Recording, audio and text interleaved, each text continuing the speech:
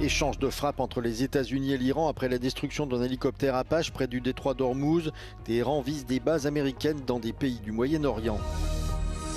Des violences mardi soir à Belfast lors de manifestations anti-immigrés au lendemain d'une attaque au couteau perpétrée par un réfugié de nationalité soudanaise. L'Iran a annoncé ce mercredi matin avoir visé des bases américaines situées au Bahreïn et en Jordanie. L'armée jordanienne dit avoir abattu 5 missiles iraniens, tandis qu'au Koweït, les forces armées ont déclaré faire face à des cibles aériennes hostiles sans préciser leur provenance. Ces attaques font suite à des frappes lancées par les États-Unis contre l'Iran mardi dans la nuit. Selon le commandement central américain, elles ont visé des installations de défense aérienne ou encore des radars iraniens situés près du détroit d'Ormuz. Des attaques lancées selon Washington en réponse à la destruction la veille d'un hélicoptère Apache de l'armée américaine alors qu'il survolait le détroit. Le président américain a précisé que les 2 pilotes de l'appareil étaient indemnes. De son côté, sur le réseau X, le ministre iranien des Affaires étrangères, Abbas Araghchi, a averti que l'Iran ne laisserait aucune attaque ni aucune menace sans réponse, avant d'ajouter « Quittez notre région si vous voulez être en sécurité ».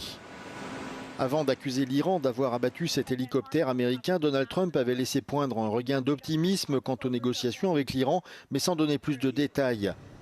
Les belligérants n'ont pas encore réussi à transformer ce cessez-le-feu d'avril en un accord visant à mettre un terme définitif au conflit, d'autant plus qu'Israël intensifie et étend sa campagne militaire au Liban contre le Hezbollah qui est soutenu par l'Iran. Belfast, théâtre de violentes manifestations anti-immigrés mardi soir, au lendemain d'une attaque au couteau imputée à un réfugié soudanais. Des centaines de manifestants, pour beaucoup masqués, se sont rassemblés dans la capitale d'Irlande du Nord. Alors qu'un bus et plusieurs voitures ont été incendiées, des habitants ont dû être évacués d'un immeuble en proie aux flammes. La première ministre nord-irlandaise, Michelle O'Neill, a condamné un acte de lâcheté répugnant et appelé au calme. Plusieurs figures d'extrême droite, notamment le militant Tommy Robinson, de son vrai nom Stephen Yaxley Lennon, avaient lancé plutôt des appels à manifester sur les réseaux sociaux, avec le soutien du patron de la plateforme X, Elon Musk. Le suspect de l'attaque au couteau, dont l'identité n'a pas été révélée, a été inculpé mardi soir, notamment pour tentative de meurtre. Sa victime, un homme d'une quarantaine d'années, a été hospitalisé dans un état grave. Le ministère de l'Intérieur a confirmé que l'assaillant est un réfugié soudanais, titulaire d'un permis de séjour. Si le motif de son attaque demeure incertain, la piste terroriste est écartée.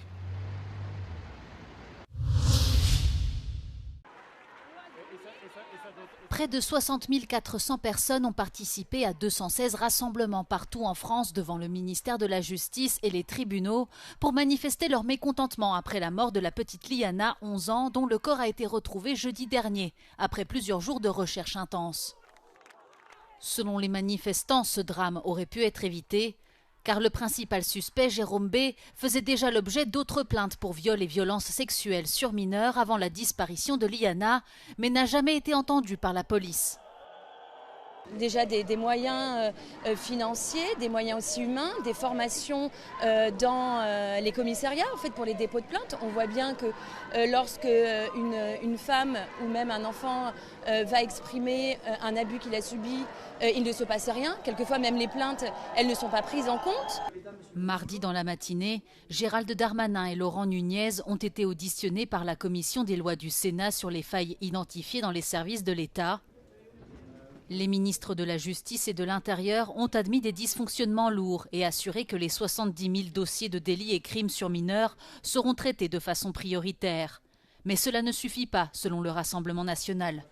Il y a une forme de nonchalance à l'égard de la protection de l'enfance. Et si je puis me permettre, il y a un sujet évident qui le démontre, c'est l'affaire du périscolaire. Bon, le fait qu'en 2026, en France, on soit en train de s'interroger pour savoir s'il ne faut pas peut-être vérifier les antécédents judiciaires de ceux qui gardent nos enfants et qui sont donc moins surveillés en termes d'antécédents que ceux qui gardent les banques, ça devrait interroger tout le monde quand même. À l'issue d'une réunion interministérielle mardi après-midi, le Premier ministre Sébastien Lecornu a proposé de renforcer les peines pour les violeurs en série qui pourront encourir la perpétuité au lieu de 20 ans actuellement. Il a ajouté que les actes d'enquête concernant les crimes contre les enfants devront être effectués dans un délai maximal de 3 mois. La Commission européenne a proposé de nouvelles sanctions contre la Russie visant les revenus pétroliers, la flotte fantôme, les banques, les entreprises de crypto-monnaies, les métaux, les produits de la pêche et les soldats ayant pris part à l'invasion à grande échelle de l'Ukraine. The objective of our package couldn't be clearer. We want to maintain the full intensity of our sanctions. And the way to do this is to ensure that Russia's profits from oil sales remain contained. Le principal élément concerne le plafonnement du prix du pétrole russe que l'UE, en collaboration avec le G7 et l'Australie, a mis en place depuis décembre 2022. L'année dernière, ce mécanisme a été rendu dynamique, le plafond étant fixé à 15% en dessous du prix moyen. Cependant, le blocus du détroit d'Ormuz a fait grimper les prix du pétrole. Cela signifie que si l'UE donne son feu vert, le plafond sera revu à la hausse, ce qui accordera à Moscou un répit temporaire. La Commission propose donc de maintenir le plafond de prix tel qu'il est actuellement, environ 44 $ le baril. En outre, elle propose d'inscrire sur une liste noire 30 navires de la flotte fantôme, 31 banques russes ainsi que 20 entreprises de crypto-monnaies. La proposition prévoit également de refuser l'entrée dans l'espace Schengen aux soldats russes ayant servi dans la guerre menée par la Russie contre l'Ukraine. L'adoption des sanctions requiert l'unanimité des 27 États membres. Si elle est approuvée, il s'agira du 21e train de sanctions depuis février 2022. Une personne a été tuée dans l'explosion d'une voiture à Balachika près de Moscou, dans un quartier réservé aux familles de militaires. Des témoins ont sorti le conducteur du véhicule, mais n'ont pas pu lui sauver la vie. L'identité de la victime est en cours d'identification. Selon plusieurs médias locaux, l'engin explosif aurait été placé sur la banquette arrière de la voiture ou sur la chaussée. Sa puissance est estimée à 500 grammes d'équivalent TNT. L'explosion à Balachika s'est produite à quelques centaines de mètres de l'endroit où, en avril dernier, le lieutenant-général russe Yaroslav Moskalik avait également été tué dans un attentat à la voiture piégée. Il faisait notamment partie de l'équipe de négociateurs russes dans les pourparlers pour mettre fin à la guerre en Ukraine. Peu de temps après, le FSB a arrêté un homme qu'il a identifié comme un agent des services de renseignements ukrainiens et l'a accusé d'avoir organisé l'attentat. En novembre dernier, il a été condamné à la prison à perpétuité.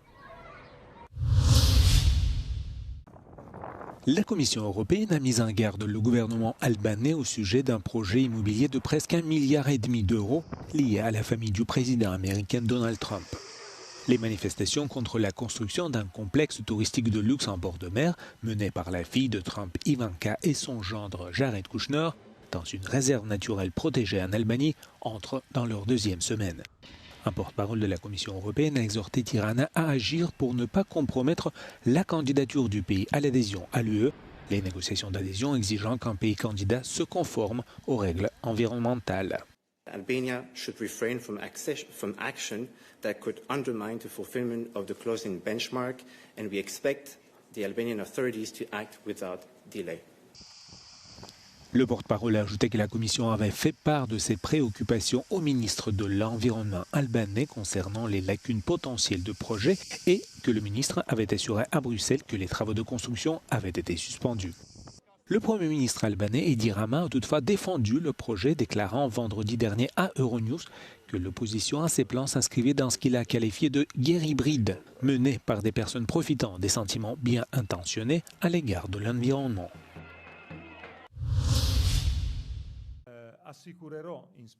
Enrico Letta exhorte l'UE à accélérer l'intégration du marché unique et à élaborer une stratégie industrielle européenne.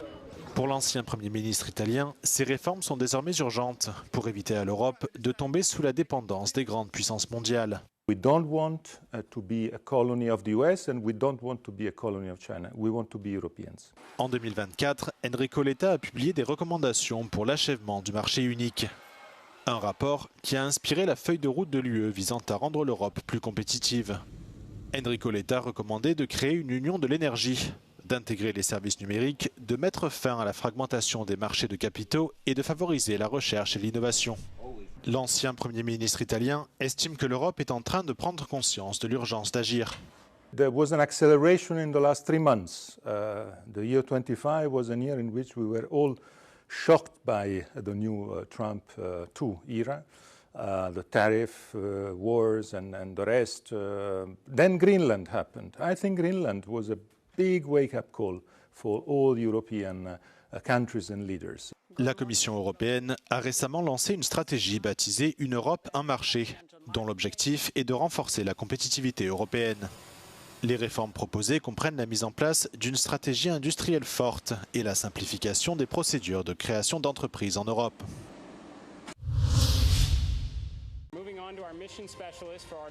L'agence spatiale américaine a présenté l'équipage de la mission Artemis 3 qui doit se rendre en orbite terrestre pour tester les opérations d'amarrage entre la capsule Orion et les atterrisseurs des entreprises SpaceX et Blue Origin qui permettront le retour d'astronautes sur la Lune. Parmi les noms sélectionnés figure celui de l'astronaute italien Luca Parmitano de l'Agence spatiale européenne. La mission, actuellement prévue pour le second semestre 2027, n'aura pas la Lune pour destination directe. Il s'agira plutôt d'un vol expérimental en orbite terrestre basse, conçu pour tester des procédures et des technologies cruciales. Le programme Artemis implique de nombreuses agences internationales, les a fourni des composants essentiels pour le vaisseau spatial Orion, tandis que l'agence spatiale italienne apporte des modules pressurisés destinés à une utilisation future sur la surface lunaire. Une mission en concurrence directe avec la Chine qui ambitionne d'envoyer des astronautes sur la Lune à l'horizon 2030. Les deux pays veulent établir des bases près du pôle sud lunaire et le pays qui débarque en premier aura la priorité pour choisir les sites les plus utiles.